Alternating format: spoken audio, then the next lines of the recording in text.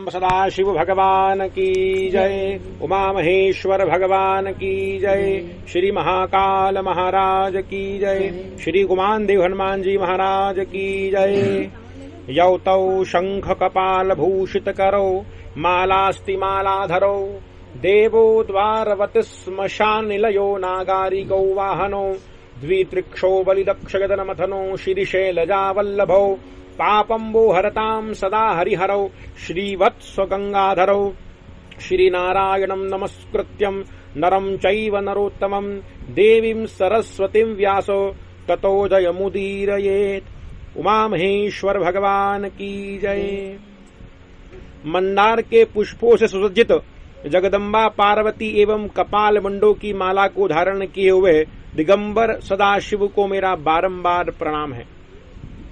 एक समय की बात है कि भगवती पार्वती कैलाश शिखर पर प्रसन्न मुद्रा में बैठे भगवान शंकर से पूछने लगी है कि हे देव देवेश, मैंने ऐसा कौन सा व्रत तप या दान किया जिसके पुण्य प्रभाव से आप जैसा भर्ता आदि मध्य अंत से रहित देवादिदेव मुझे पति के रूप में प्राप्त हुआ है।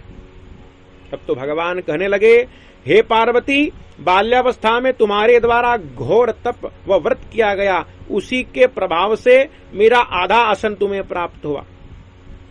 हे पार्वती, जिस तरह वर्णों में ब्राह्मण, देवों में विष्णु, नदियों में गंगा, पुराणों में भारत, वेदों में सामवेद, इंद्रियों में मन, तारागणों में चंद्र और ग्रहों में जिस प्रकार सूर्य श्रेष्ठ है, हे पार्वती, उसी प्रकार व्रतों में श्रेष्ठ व्रत तुम्हारे द्वारा किया गया। यह व्रत भाद्रपद मास के शुक्ल पक्ष की तृतीया हस्त नक्षत्र युक्त में किया गया। इसी व्रत के प्रभाव से तुमने मेरा अर्धासन प्राप्त किया है। हे पार्वती, पहले तुमने किस प्रकार व्रत किया, विस्तार से तुमको बतलाता हूं। हे देवी, तुमने बाल्यावस्था में अपने पिता हिमवान के घर इस महान व्रत को किया था। पर्वतराज हिमालय अनेक प्रकार के वृक्षों से आच्छादित हैं, जहां पर सिंह, व्याघ्र आदि स्वच्छंद विचरण करते हैं। अनेक जाति के पक्षीगण उनकी मधुर वाणी से लोभित करते हैं। सिद्ध, चारण, गंधर्व सहित देवतागण जहां पर विहार करते हैं तथा गंगा की ध्वनि जहां पर व्याप्त है, अनेक जाति की मणियां जहां पर प्राप्त होती है, ऐसे उस श्रेष्ठ पर्वतराज हिमालय पर हे पार्वती, बाल्यावस्था में तुम्हारे द्वारा 12 वर्षों तक धुएं का सेवन करते हुए और नीचे को मुख रखकर तप किया था तथा 64 वर्षों तक पके हुए पत्तों को खाकर तुमने घोर व्रत किया है। पके हुए पत्तों को खाकर तपस्या की गई है। तुम्हारे पिता चिंतित होने लगे कि ऐसी सर्वगुण संपन्न तपस्वी कन्या का विवाह किसके साथ करूं। इस प्रकार तुम्हारे पिता चिंता कर ही रहे थे कि देव ऋषि नारद जी वहां पर पधार गए। हिमवान ने उनका अर्घ्य पाद्यादि से उनका पूजन किया और कहने लगे, हे देव ऋषि, आज मेरा जन्म आपके आगमन से धन्य हुआ, कृपा करके मेरी कन्या के लिए योग्य वर बतलाइए। तब तो देवर्षि नारद कहने लगे, हे शैलेंद्र, मुझे विष्णु भगवान ने भेजा है, तुम्हारी कन्या के योग्य भगवान विष्णु परमात्मा के अतिरिक्त कोई दूसरा है ही नहीं। ऐसे वचनों को सुनकर हिमवान कहने लगे कि यदि स्वयं वासुदेव मेरी कन्या को मांग रहे हैं तो मुझे बड़ा हर्ष है, मैं उन्हीं से मेरी कन्या का दान करूंगा। इतना सुनते ही नारद जी वहां से सीधे वैकुंठ धाम भगवान वासुदेव के सन्मुख जाकर प्रणाम करके कहने लगे, हे देवादिदेव वासुदेव, आपका विवाह मैं निश्चित करके आया हूं। इधर हिमवान प्रसन्न हो अपनी कन्या पार्वती के पास जाकर कहने लगे, हे पार्वती, तुम्हारे निमित्त देवर्षि नारद के कथानुसार वासुदेव को तुम्हें अर्पण करने का मैंने निश्चय किया है। पिता के इन वचनों को सुनकर पार्वती तुरंत अपनी सखी के घर जाकर सभी वृत्तांत सखी को कह सुनाया। तब तो सखी कहने लगी, हे पार्वती, तू शोक मत कर, तेरे मन में क्या है यह स्पष्ट मुझे बतला। पार्वती कहने लगी, हे सखी, मैं कैलाश शिखर पर रहने वाले भगवान वृषभध्वज को अपना पति मान चुकी हूं, किंतु पिताजी के द्वारा मेरा विवाह अन्य करने का निश्चय जान अब मैं जीवित रहना नहीं चाहती हूं। तब तो सखी कहने लगी, हे पार्वती ध्यान से सुन, भगवान वासुदेव के समान कोई देव नहीं है। इस कारण तुम शोक छोड़ दो और भगवान विष्णु कामदेव से सुंदर हैं तथा भगवान शंकर कामदेव को भस्म करने वाले हैं। विष्णु भगवान पीतांबर धारण करते हैं, कानों में कुंडल तथा मोतियों की मणियों की माला से शोभित रहते हैं, किंतु सदाशिव दिगंबर वेशधारी हैं, सर्पों की माला धारण करते हैं और विष्णु भगवान के मस्तक पर रत्न जड़ित मुकुट है। कमल के समान भगवान के सुंदर से नेत्र हैं और वहीं भगवान शंकर जटा मुकुटधारी हैं और लाल नेत्र वाले हैं। भगवान विष्णु चतुर्भुज श्री वत्स चिन्ह से युक्त और पीतांबर तथा वनमाला से शोभित हैं और वहीं पर भगवान सदाशिव दश भुजा वाले हैं, दिगंबर हैं, मुंडों की माला धारण करते हैं, ब्रह्म शिर को धारण करने वाले भयावह हैं। वासुदेव शेष शैया पर आसीन हैं और भगवान शंकर चिता भस्म लगाने वाले हैं। इतना सुन पार्वती कहने लगी, अरे सखी तू अज्ञानी है, तुम मूढ़ है, क्योंकि तू महायोगी ओडरधानी भगवान सदाशिव को नहीं जानती। त्रिलोकी में कोई भी भगवान शंकर के समान नहीं है। इन्हीं की आज्ञा से ब्रह्मा सृष्टि की रचना करते हैं, विष्णु पालन करते हैं और स्वयं भगवान शंकर सृष्टि का लय करते हैं। इन्हीं की कृपा से विष्णु वैकुंठपति कहलाते हैं। इंद्र आदि समस्त देवतागण भगवान सदाशिव के समान कोई दाता नहीं है। इन्हीं के तेज से सूर्य तेज प्राप्त करता है, चंद्र में शीतलता है, समुद्र में गंभीरता है, अग्नि में ताप है, चंदन में सुगंध है और औषधियों में आरोग्यता, सब कुछ भगवान सदाशिव की कृपा से ही है। इन्हीं की आज्ञा से बादल वर्षा करते हैं, सभी ऋतुएं भी इन्हीं की आज्ञा से होती है। यही सारे चर अचर एवं संपूर्ण ब्रह्मांड के रचिता एवं नियंता हैं। सखी ऐसे देवादिदेव को तू क्यों नहीं जानती? तब तो सखी कहने लगी, पार्वती मेरी अज्ञानता तूने नष्ट कर दी। अब हम गहन वन में जाकर के भगवान शंकर की प्रसन्नता के निमित्त उनका गौरी के साथ पूजन करेंगे।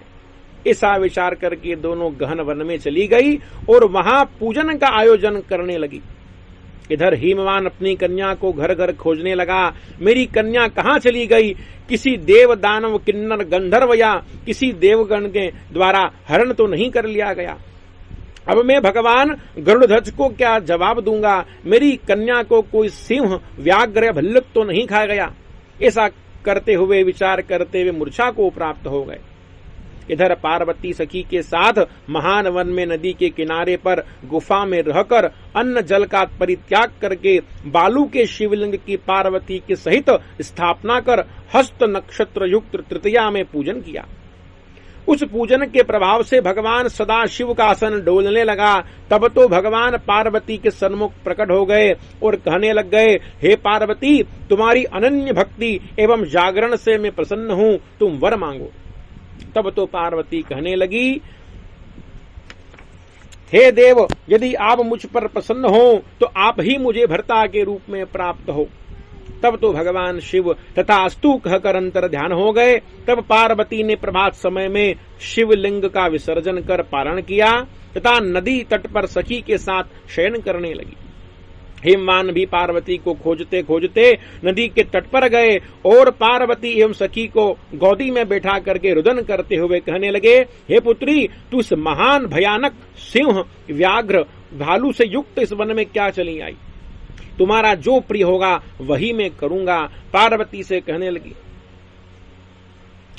कहने लगी, मैं क्या करती जब आपने मेरी इच्छा के विपरीत मुझे गरुड़ ध्वज को देने का निश्चय कर लिया। हिमवान कहने लगा, हे पुत्री तेरी इच्छा के अनुसार ही तेरा विवाह करूंगा। ऐसा कहकर पार्वती को घर लाए। कुछ समय व्यतीत होने के पश्चात भगवान सदाशिव ने सप्त ऋषियों को हिमवान के यहाँ भेजा और पार्वती से विवाह की इच्छा प्रकट की। हिमवान ने कन्या के प्रसन्नता के लिए तथा भगवान शंकर के प्रभाव को जानकर योग्य मुहूर्त में विवाह करने का निश्चय किया। सदाशिव की बारात में सभी देवता गंधर्व सिद्ध चारण उपस्थित हुए। भगवान वासुदेव सदाशिव पर 100 शालाओं का सफेद छत्र लिए चल रहे थे। इंद्र चंवर डुला रहे थे। कुबेर के जिम्मे सभी प्रकार का खर्च था। शेषनाग अपनी मणियों से दीपमाला के समान ज्योति फैला रहे थे। हिमवान ने बारात ठहराने के लिए 1000 योजन लंबा चौड़ा एक सुसज्जित सुंदर मंडप का निर्माण किया, जिसमें 100 योजन पर मणियों के स्तंभ लगे हुए थे। गंधर्व किन्नर गायन कर रहे थे तथा देव कन्याएं नाग कन्याएं मंगल नृत्य कर रही थी। सरस्वती, लक्ष्मी तथा इंद्राणी स्वर्ण के पात्र में चंदन अक्षत पुष्प लिए हल्दी आदि का उपटन कर रही थी। देवता दोनों ओर से पुष्प की वृष्टि कर रहे थे। इससे सुंदर समय में पार्वती जी की माता मैना ने अपने जामाता की अगवानी की आरती की कर रही थी। ऋषि व देवतागण वेद मंत्रों का उच्चारण कर रहे थे। हिमवान ने कन्यादान के समय 10,000 हाथी, अनगिनत घोड़े व रत्न का दान किया। 10 करोड़ मुक्ता नाम की मणि दान की, 100 करोड़ विदम नाम की मणि दान की तथा 100 अरब हीरे तथा अनेक दास दासियों का दान किया। इस प्रकार हे पार्वती, तुम्हारा विवाह संपन्न हुआ और तुमने मेरा आधा आसन ग्रहण कर लिया। यह सब प्रभाव उसी हरतालिका व्रत का था जो तुमने किया था। तुम अली अर्थात सखी के द्वारा हरण कर ली गई थी, इसी कारण इस व्रत का नाम हरितालिका रखा गया। प्रत्येक स्त्री को यह व्रत प्रयत्न करके करना चाहिए। निराहार रहकर व्रत करना चाहिए। शिव पार्वती का पूजन करें, नाना प्रकार के फूल फल आदि अर्पण करें, अनेक प्रकार के सुगंधित द्रव्यों से भगवान उमा महेश्वर का पूजन करें और रात्रि भर जागरण करें। प्रहर प्रहर भगवान का पूजन करें। कथा का श्रवण करें, पुराण तथा आचार्य का पूजन करें। भगवान को सौभाग्य सामग्री, वस्त्र, पात्र, आभूषण, मंगल सूत्र सभी शुभ चीजें अर्पण करें। इस तरह जागरण कर प्रातः काल शिव पार्थिव का नदी श्रेष्ठ जलाशय में विसर्जन करें। ब्राह्मण को अन्न एवं मोदक का पात्र दान करें। जो स्त्री इस श्रेष्ठ व्रत को नहीं करती वे पाप की भागी होती है। इस दिन अन्न का आहार करने से सूमर की योनि प्राप्त होती है। फल का भक्षण करने से बंदर की योनि प्राप्त होती है। जल पीने से जलोक तथा दूध पीने से सर्पणी की योनि प्राप्त होती है। मांस खाने से व्याघ्री तथा दही खाने से बिल्ली की योनि प्राप्त होती है। मीठा खाने से चींटी और सब कुछ खाने से मक्खी की योनि प्राप्त होती है। और तथा जो स्त्री जागरण नहीं करती उसे अजगर की योनि प्राप्त होती है। पति से द्वेष करने के कारण मुर्गी की योनि प्राप्त होती है। इस प्रकार प्रयत्न करके हर स्त्री को अवश्य ही इस श्रेष्ठ और उत्तम व्रत को करना चाहिए। इससे सुख सौभाग्य की वृद्धि होती है, पुत्र पौत्रों की वृद्धि होती है और भगवान शंकर पार्वती की सदैव कृपा बनी रहती है। उमा महेश्वर भगवान की जय। सांब सदाशिव भगवान की जय। अच्युतम केशवम श्री राम नारायणम श्री कृष्ण दामोदरम श्री वासुदेवम हरि श्रीधवम माधवम श्री गोपिका वल्लभम श्री जानकी नायकम श्री रामचंद्रम भजे। मैं गरी परवश पड़ियो बिक्यो तिहारे हाथ, अपनों करके राख जो लाख बात की बात। ओम नमः शिवाय, ओम नमः शिवाय, ओम नमः शिवाय, ओम नमः शिवाय, ओम नमः शिवाय, ओम नमः शिवाय, ओम नमः शिवाय, ओम नमः शिवाय। सांब सदाशिव भगवान की।